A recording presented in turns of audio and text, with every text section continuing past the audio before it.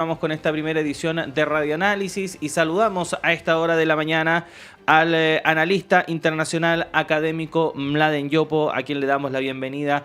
Profesor, ¿cómo le va? Muy buenos días, gracias por estar con nosotros. ¿Qué tal? Buenos días, ¿cómo están? Muy bien, Buenos días. Preocupados, eso sí, por lo que está ocurriendo en Europa a partir de esta guerra que no se detiene. Ya son más de 3 años desde que comenzara la invasión de Rusia a territorio ucraniano y la situación actualmente es de mucha incertidumbre por varios factores, no solo por lo que está ocurriendo en el frente de batalla en sí, sino que también por las tensiones que van en incremento a través de las declaraciones de los líderes de Rusia, líderes de la Unión Europea, que hablan de la posibilidad de que este conflicto incluso escale a una situación de gravedad aún mayor. Está este contexto además del triunfo en estas elecciones, que más allá de la calificación democrática que podemos hacer de su desarrollo, de Vladimir Putin el fin de semana. ¿Cómo ve en términos generales el estado de la situación, por decirlo de alguna forma, profesor, allá en Europa? Bueno, yo tengo la impresión de que después de 2 años de guerra, empezó la guerra el 24 de febrero del 22, ¿no es cierto?, el mundo ha tenido una reconfiguración, que nadie pudo prever las consecuencias y la magnitud de esta reconfiguración. Y en esa perspectiva hemos visto, ¿no es cierto?, que ha cambiado la geopolítica, las vidas, la economía, es decir, ha tenido un impacto en todo. Y esto ha generado, digamos, de alguna forma una gran incertidumbre frente al futuro. Y en esta perspectiva es cierto, la guerra hoy, en el caso de Ucrania, es una guerra de desgaste que no se le ve poca luz de tener un fin pronto. Es una guerra que a nivel general se ha rutinizado. Es una guerra donde no solo está enfrentado, en este caso, Rusia con Ucrania a través después de la invasión, sino de alguna forma hay un enfrentamiento global geopolítico entre las grandes potencias. Me refiero fundamentalmente a lo que es el mundo europeo, más Estados Unidos, un poco junto a su aparato, digamos, militar, que es la OTAN, y por otro lado, ¿no es cierto?, tenemos a Rusia apoyado por China y por países de alguna forma o que son potencias regionales o potencias nucleares, como el caso de Irán y Corea del Norte. Por lo tanto, lo que estamos viendo con una China, por cierto, que de alguna forma también está apoyando a Rusia, que le compra petróleo, le entrega, ha sustituido, digamos, muchas de las compras que tenía Rusia con Occidente, fundamentalmente por las limitaciones y los vetos que le ha impuesto tras la invasión, pero que de alguna forma está viendo el caso de la guerra en Ucrania también para su concepción y expansión geopolítica, fundamentalmente mirando hoy día lo que es Taiwán y el estrecho y las disputas que hay en el mar de China. Entonces estamos hoy día frente a un escenario internacional que es bastante incierto, un escenario internacional que de alguna forma nos está presentando, digamos, situaciones que no somos capaces de prever con claridad. El tema, digamos, de la invasión y detrás de lo que hay de Putin, como lo dijo el ministro alemán, el exministro alemán, Joschka Fischer, ¿no es cierto?, es un irredentismo ruso neoimperialista, donde de alguna forma no solamente está tratando de corregir las condiciones geopolíticas prevalecientes del colapso de la Unión Soviética, sino que hay un elemento que de alguna forma implica una reafirmación de dominio, supremacía, incluso entonces una guerra que no solamente va contra sus vecinos o lo que eran supuestamente tierras de la ex Unión Soviética o áreas de influencia, sino también contra las potencias mundiales. Y en este sentido, lo que hemos visto ha sido reacciones de parte de Occidente y de países fundamentalmente a partir de lo que es el elemento bélico que ha tomado una cierta primacía hoy día en lo que son las relaciones internacionales. Vemos como el caso de Alemania o el caso de Japón, por ejemplo, 2 países que fueron derrotados en la Segunda Guerra Mundial, antibelicistas, de alguna forma hoy día han roto y han llegado a aumentar sus niveles de presupuesto en defensa a un 2% de su Producto Nacional, y lo que implica, digamos, un crecimiento enorme. Hemos visto, ¿no es cierto?, hoy una competencia, ¿no es cierto?, en lo que es el desarrollo de armas nuevas, estos misiles hipersónicos, etcétera, etcétera. Por lo tanto, estamos en una situación bastante incierta, y más incierto aún porque, en el fondo, la guerra tampoco de alguna forma encuentra en el caso de Ucrania ni una luz, digamos, de ¿cómo se llama?, de solución, dado las posiciones completamente contrarias entre Ucrania y Rusia por un lado, y por el otro, ¿no es cierto?, dado, digamos, el aumento de lo que son los apoyos a estos países. Rusia ha logrado ciertos triunfos en el último tiempo, producto de esta rutinización en Occidente, producto de la elección en Estados Unidos, en el proceso electoral, donde ha habido un sector republicano y particularmente el candidato que va a estar en las papeletas de republicana, Donald Trump, de tener una cierta distancia frente a Ucrania y una cierta cercanía frente fundamentalmente al liderazgo de Putin. Y en esta perspectiva ha costado que en el fondo le entregaran fondos. Sin fondos y sin, digamos, capacidades fundamentalmente bélicas, han habido retrocesos en lo que ha sido este avance. Por otro lado, el 2023, esta famosa ofensiva ucraniana falló, digamos, directamente porque Rusia fue capaz de contrarrestarla en parte, no contaron con todos los armamentos necesarios para poder avanzar. Pero sin embargo, y Rusia logró también esto gracias, digamos, un poco a los drones que le está entregando Irán, toda la tecnología misilística que le está entregando Irán y lo que son los pertrechos de artillería que le está entregando Corea del Norte, que han sido múltiples. Pero por otro lado, ahora empieza a haber un cambio de moneda porque se han producido tres hechos que son muy relevantes en este sentido. Por un lado, Europa, ¿no es cierto?, apoyó con un paquete enorme de dinero, ¿no es cierto?, a Ucrania. Segundo, Estados Unidos logró sacar del Congreso más de 60.000 millones de dólares para apoyar también a Ucrania en la compra de armamento, en pertrechos, logística. Y por último se formó, ¿no es cierto?, lo que llamaron esta suerte de club de la artillería, donde más de una veintena de países, entre ellos Estados Unidos, Alemania, España, Turquía, entre otros, digamos, van a darle los pertrechos necesarios.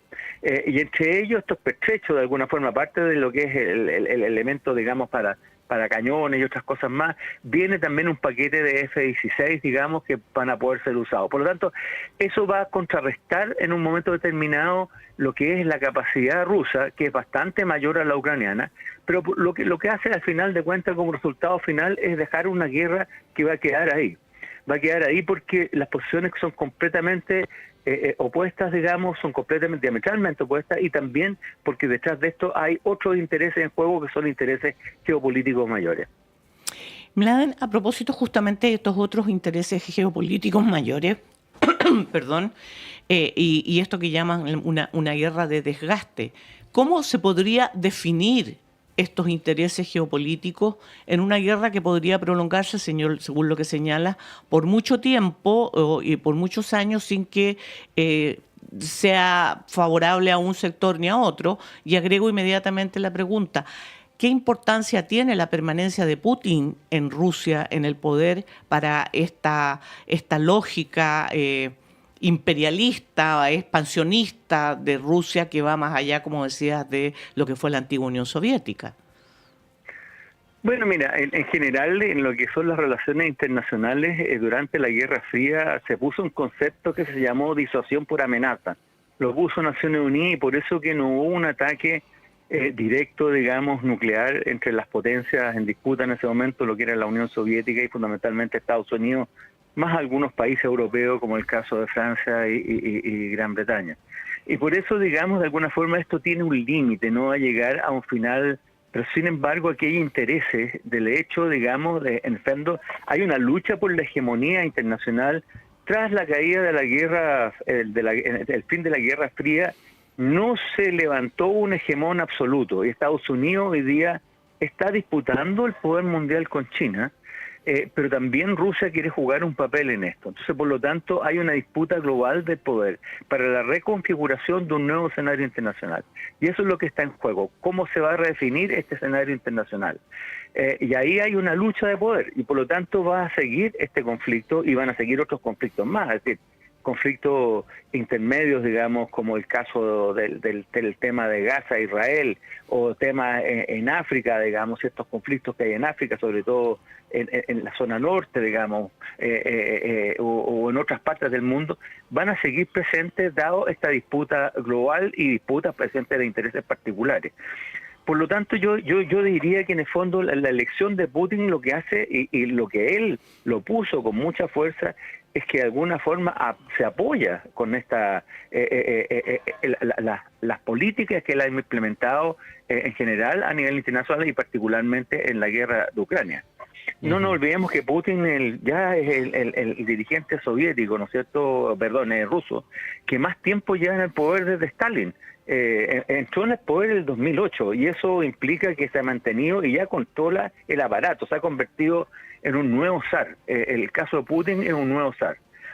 Y en el caso de Estados Unidos, los intereses evidentemente, aparte de parar a China, que es el principal adversario que tiene hoy día Estados Unidos, que le está disputando a Estados Unidos en todos los planos, en el plano económico fundamentalmente, pero también en el plano espacial, en el plano militar, en el plano geopolítico, lo que es la ruta de la seda, por ejemplo, no solamente es plata, sino también son niveles de influencia, es decir, las inversiones chinas, una disputa global. También tiene, digamos, otro interés en el caso de Rusia, que de alguna forma puede generar una tercera alternativa y con un interés de Putin de entrar a jugar en las grandes ligas y en el sentido de tener una influencia a nivel mundial. La única salida de Rusia en este último tiempo, aparte, digamos, de la guerra de Ucrania y la invasión a Crimea, bueno, y algunas cosas más bien fronterizas que tienen que ver en su área de influencia, ha sido en el tema sirio.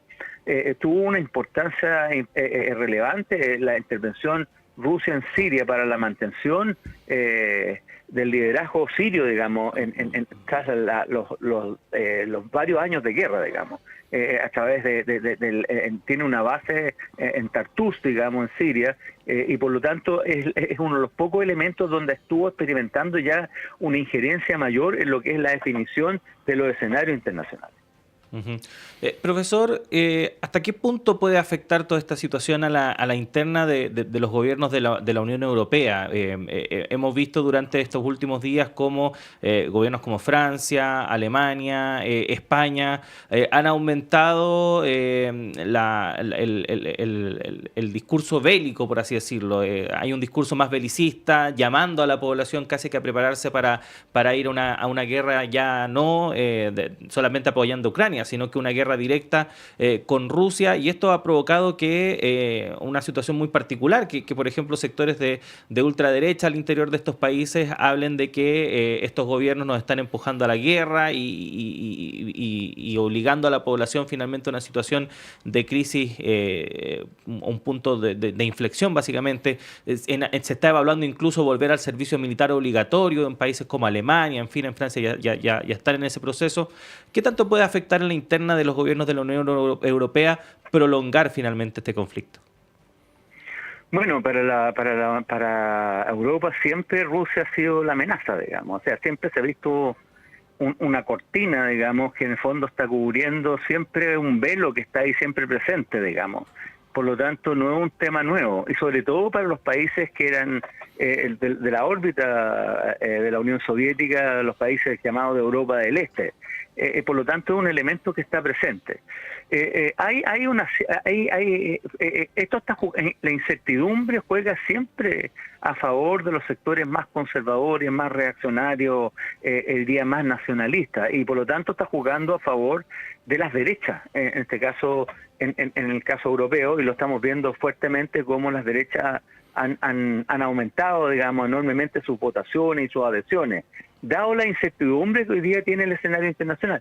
Esta guerra no solamente ha tenido el problema, digamos, de los refugiados, estamos hablando de cerca de 9 millones de ucranianos que salieron de Ucrania, más los 5 millones internos desplazados. Estamos hablando, o que han llegado fundamentalmente a Europa, no han llegado a otros países, sino a Europa específicamente, aparte de los refugiados africanos, refugiados sirios, refugiados de distintas partes, sino también estamos hablando de temas económicos. No nos olvidemos que en el fondo esta guerra generó fuertes remesones a la economía, no solamente a través de la inflación, al aumentar, ¿no es cierto?, el precio de los granos, al aumentar el precio de la gasolina, el precio del gas, sobre todo por los vetos que se le pusieron a Rusia, digamos, que es uno de los principales exportadores de gas y combustible en general, de energéticos, sino también por la falta de salidas de granos de Ucrania. Todo eso repercutió en la población interna y eso generó mayores niveles de incertidumbre y mayores niveles de alguna forma de adhesión a aquellos partidos que de alguna forma se mostraron contrarios. En el caso europeo, ha aumentado enormemente en la Unión Europea, países que en el fondo, donde hay una mayoría, alrededor de 7 u 8 países, donde hay una mayoría que está en contra de la guerra, o sea, en contra de la ayuda a Ucrania, que no es un tema menor. Y es un tema que tiene que ver fundamentalmente con un sentido más bien de protección interna o de supervivencia, una concepción que está dando vuelta hoy día en el caso europeo. En el caso de Estados Unidos tampoco es menor. Mira, alrededor de aumentó en una encuesta que salió hace unos 6 o 7 meses atrás, decía que más o menos entre el 21% aumentó el 41% de la gente que estaba con cierto recelo en el envío de ayuda a Ucrania. Por lo tanto, es un tema que sí está afectando en las internas, no solamente en Europa, sino también está afectando en las internas en varios países a nivel internacional.